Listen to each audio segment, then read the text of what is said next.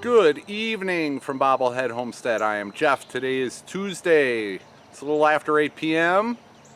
It was sunny and pretty hot today, about 90 degrees.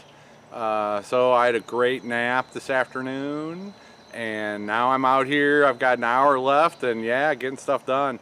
I did get some daffodils dug up today. I had a helper for a little while, and that's the last day that I'm gonna get my neighborhood helper, and that's all right. He was very helpful while he was helping. And I wish him the best.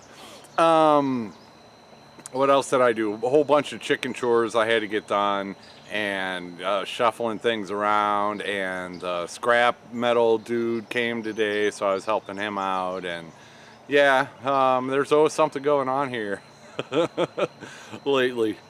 Oh, and it's wonderful. It is wonderful.